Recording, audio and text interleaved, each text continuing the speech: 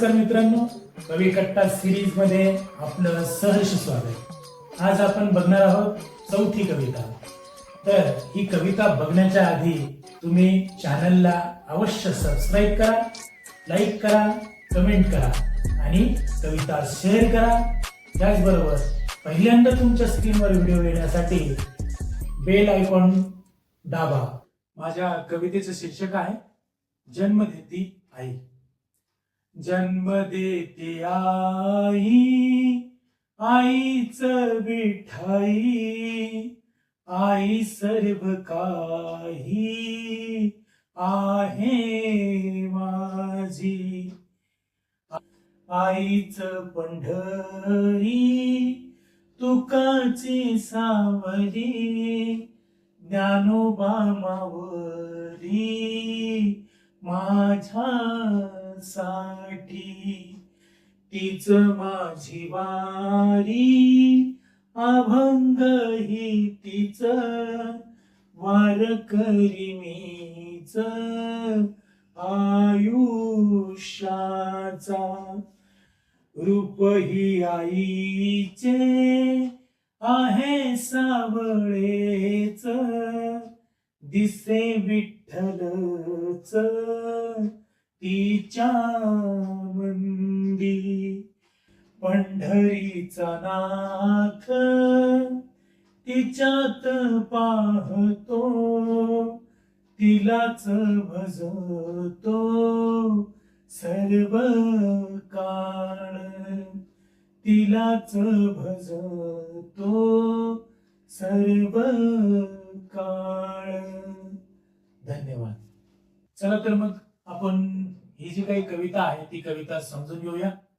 कविता अभंग स्वरूपात आहे, चरण स्वरूपात आहे। पहिल्या कडव्यात मी म्हटलं आहे की जन्म देती आई, आईच विठाई, आई सर्व काही आहे माझी। आता विठ्ठल जर म्हटला ना तर आपण तो पंढरपुरात होतो, परंतु विठ्ठल मी माझ्या आईमध्ये बघतो आणि आईच माझं सर्व काही आहे। विठ्ठल आहे, कृष्ण आहे, राम आहे, असं सगळं काही सर्व काही आई आहे।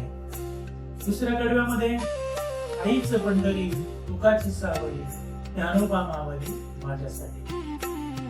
तुकारामाचे अभंग आपण ऐकतो, ज्ञानोबारायांची ज्ञानेश्वरी आपण वाचतो, परंतु ह्या सर्वांपेक्षा माझी आई जी काय आहे त्या आईमध्ये खऱ्या अर्थाने मी तुकारामही बघतो आणि ज्ञानेश्वरही बघतो। त्याचबरोबर तीच माझी वारी, अभंग ही तीच, वारकरी मीच आयुष्याचा। माझी पंढरी आई आहे, माझा अभंगही आईच आहे आणि माझं वारकरी पण सुद्धा आईच आहे। बालपणापासून तिने मला वारकरीच केला, म्हणून मी शेवट वारकरी जो काय आहे तो आयुष्याचा वारकरी होऊन बसलो आहे तिच्यासाठी। रूप ही आईचे आहे सावळेचं, दिसे विठ्ठलच तिच्या। माझ्या आईचं जे काही सावळेपण आहे, सावळा कलर जो काय, सावळा रंग जो काय, तर तो विठ्ठलासारखा मला भासतो आणि खऱ्या अर्थाने तिच्यामध्ये मला विठ्ठलच दिसतो। आणि शेवटी म्हटलंय की पंढरीचा नाथ तिच्यात पाहतो, तिलाच भजतो सर्व काळ। आणि खरोखर आईला ज्यावेळेस आपण बसतो आणि आईमध्येच विठ्ठल आणि भगवंत ज्यावेळेस बघतो, तर त्यावेळेस खऱ्या अर्थाने विठ्ठलाला सुद्धा वाटत असेल की खऱ्या अर्थाने त्याने आईच्या स्वरूपातून जणू काही माझंच दर्शन घेतलंय की काय। म्हणून आपण आपल्या आई वडिलांमध्येच विठ्ठल बघायला हवा, हे ह्या कवितेच्या आशयाच्या माध्यमातून समजून सांगण्याचा प्रयत्न मी केला आहे। धन्यवाद। अशा या सुंदरशा कवितेसोबतच कवी कट्टा सिरीजचा चौथा भाग संपलेला आहे। लवकरच भेटूया 5व्या भागामध्ये। धन्यवाद।